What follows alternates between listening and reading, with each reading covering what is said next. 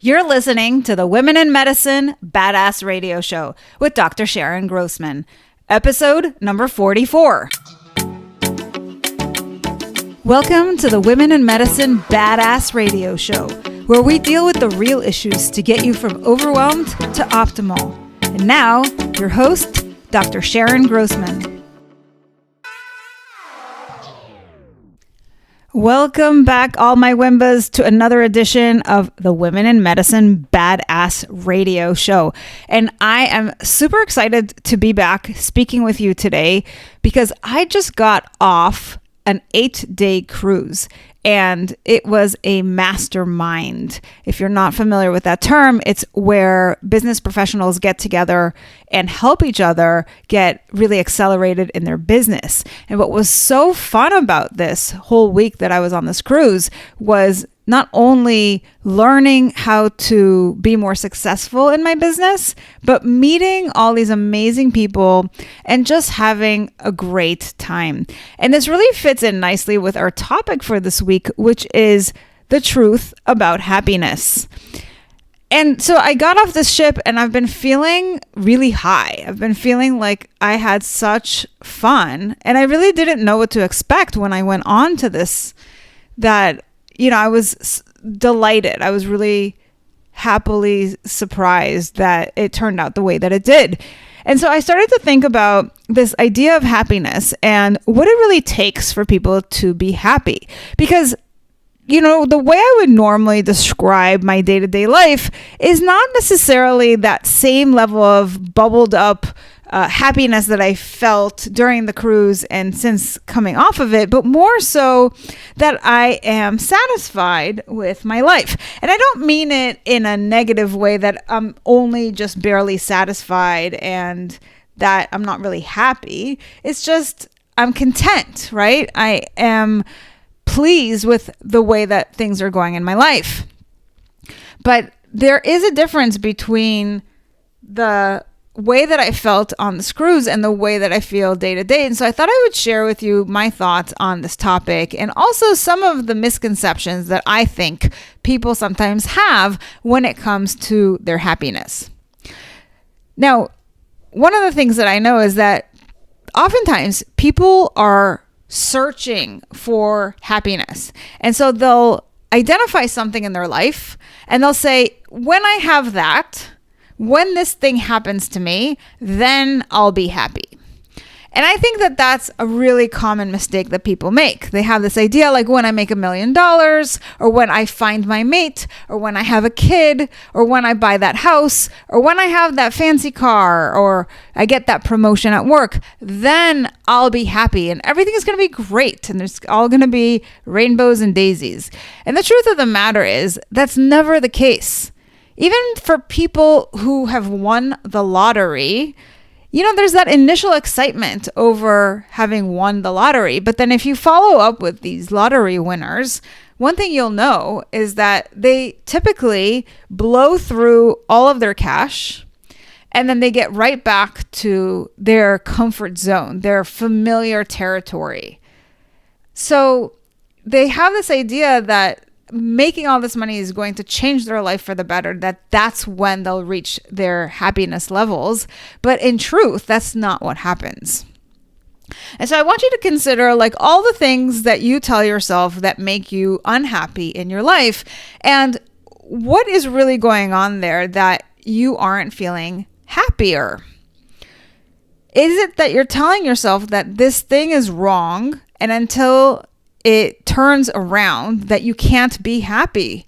And if that's something that you say to yourself, then you're really kind of setting yourself up, because happiness is not a thing that happens in the future.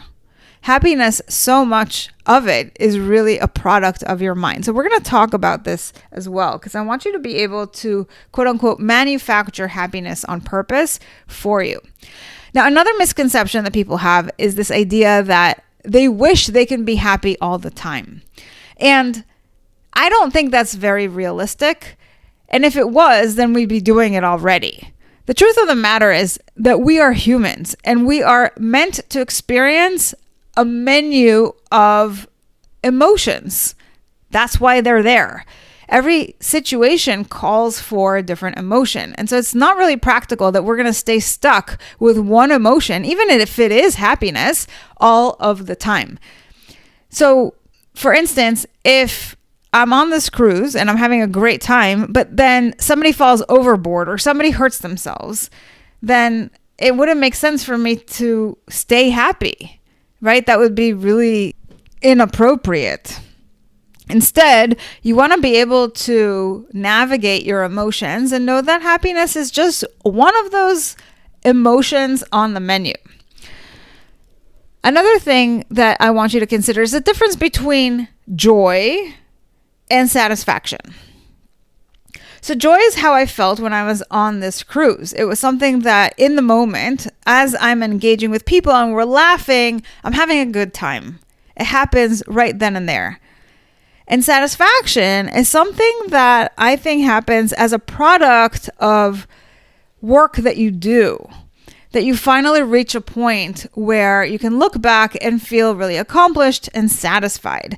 And this is equally as important. You should be able to enjoy yourself in the moment as well as work towards something and feel a sense of satisfaction. So one of the ways that we get there to that place of satisfaction is that we have to delay instant gratification and we have to focus our mind in order to get into that state of flow where we're able to get things done, put in our effort, and then we'll have accomplished the thing that we set out to do, and then we can feel a great sense of satisfaction for having done that. So I hope that's making sense, the difference between that immediate joy that you feel in the moment and the satisfaction that comes as a result of having done some work on a goal that you have, perhaps something that's meaningful to you that gives your life that sense of purpose. So these are some of the concepts that I wanted to share with you when it comes to the truth about happiness. And one more thing that I want to share is that happiness is an emotion. And what we know is that our emotions are a product of our thinking. And so if you are unhappy, you can probably trace that unhappiness back to a thought that you're having that is creating that feeling within you. So think about your situation and what are the thoughts that you have that you associate with that situation. If, for instance, you are unhappy with the way things are going at work, elicit from yourself all of the negative thoughts that you have about your situation, and that will show you why you feel so unhappy. So this is important because we often believe that it's our circumstances that lead us to feel unhappy, but really it's the way that we're thinking about those things that create that unhappiness within us. So this is your challenge, is to really consider your situation without changing anything, and then finding new ways of thinking about it that align with happiness. What are the things that maybe you're ignoring? Because it's not about looking at everything through those rosy glasses. We're not here to say that you should feel happy all the time. But we're often looking at things either one way or another, and those two sides might be simultaneously true. So when we're looking at things through that negative filter and we're seeing all the things that are wrong with our situation at work, for instance, what else is true that we're ignoring? And I encourage you to do this exercise where you really ask yourself, what is going well with my work? What do I like about it that is keeping me there? Right? If it was 100% awful, you would have probably quit by now. But there's something about it that you can feel a sense of gratitude for, or that you can embrace and focus your mind on, that will absolutely change how you feel. So this is really your challenge. And to just leave you with some actionable steps, I want you to take note of 5 ways that you can increase your happiness. And they are, number 1, acceptance of yourself and others. So often when we are not accepting of ourselves, it means that we are striving for something else. We want to be someone else. We don't necessarily love who we are, and we are beating ourselves up for everything. We're constantly telling ourselves, kind of similarly to the way that I was talking earlier about happiness, when I get this thing, then I'll be happy. We have these ideas about ourselves as well when we're not accepting ourselves that say, when I'm successful, then I'll love myself, or then I'll be worthy. But what if you were to just accept yourself as you are with all of your flaws?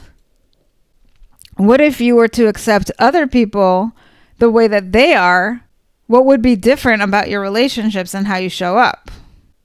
This is what brings true happiness, because when you accept yourself and you love yourself, you feel lighter. You don't have all this negativity that's bringing you down. And when you accept other people for all of their flaws and all the things that make them who they are, then you feel more connected to other people, and you can laugh more, and you can feel at ease more. And life is just so much simpler and more beautiful. Tip number 2 is you want to have a goal to work toward. Sometimes we have this idea that we need to accomplish our goal, as I mentioned, in order to have arrived, in order to feel accomplished. But ultimately, what we want is to have something to focus our minds and our efforts on, just to give ourselves something to do. Because imagine what life would be like if you had nothing to focus on. It would be absolutely boring, and you could burn out on life when you're disengaged because there's no stimulation. There's nothing exciting about life. Number 3, you want to engage in activities that excite you. Now, when I was on this cruise, not only did I get to socialize with people, which was super fun, and laugh a lot, but we went dancing a couple of times. And one of the things that I absolutely love doing is dancing, because I don't have to think. I can just allow my body to move to the music, and it's very freeing for me. It's something that I'm able to do very naturally, and that's my forte. So that's something that I really have a lot of fun doing. So think about what it is that you love to do, that when you do it, you kind of get in this groove, and it's super fun, and you feel that sense of joy kind of bubbling up. Identifying those things and then incorporating them into your daily life is going to really help you to increase your happiness levels. Number 4, you want to let go of attachments. And by this, I mean your attachment to the end result. So when you're focusing on your goal, if it doesn't work out exactly the way that you wanted it to not get super depressed over it, but to just use it as a learning opportunity, to not get too attached to how things are going to turn out. For instance, if you were taking a trip, how many of you have actually ever traveled and you had travel plans and then you got derailed somehow along the way, right? Instead of letting that hinder you, think about how it becomes part of your travel story, this thing that happened. And then what did you do about it so that it doesn't ruin the rest of your trip? It also means being flexible and curious, because when you open yourself up to all the ways that you can live your life, things that you hadn't really thought of or planned for, then it opens you up to new possibilities. And that's what brings up joy, all the unexpected surprises in life. Number 5 is find ways to be in the here and now and make the best of your situations. So when things don't go your way, how can you stay in this moment? Roll with things, be more flexible, and ask yourself, so now that I've taken this turn that I didn't expect or I didn't see coming, how can I make the best of this? And when you do that, you get to grow and you continue to allow life to happen as it does and to challenge you and to expand you. And that's my wish for you. Finding ways to live more fully with more joy, more satisfaction. And now that you understand the truth about happiness, you can do that. And listen, I get it. If you're somebody who is burning out and who has a hard time really figuring out how to do this well, even when you know all of the how, sometimes it's hard to get there, then book a free breakthrough session with me. You can go to bookachatwithsharon.com and sign up for 30 minutes where we get to explore exactly what's holding you back, and I can share some insights of what will help you get unstuck. And if you're interested in joining me next year in the Marketer's Cruise, check out the show notes for the link on how you can register and find out more information. Until next time, take great care. Thanks for listening to the Women in Medicine Badass Radio Show. If you loved what you heard, join my Tribe to Thrive. It's a free community where you'll receive daily tips and weekly trainings to optimize your life. Go to drsharongrossman.com to sign up. I'll see you on the inside.